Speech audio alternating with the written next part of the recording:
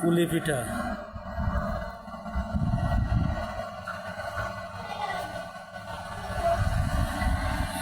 খেজুরের গুড়, নারকেল, তিল, বাদাম যে সুস্বাদু মানের কুলি পিঠা তৈরি করা হয়। এটা খুব পরিষ্কার সেফটি হিসেবে তৈরি করা হয় এবং সুস্বাদু এবং মজাদার, খুব মজা এই পিঠা।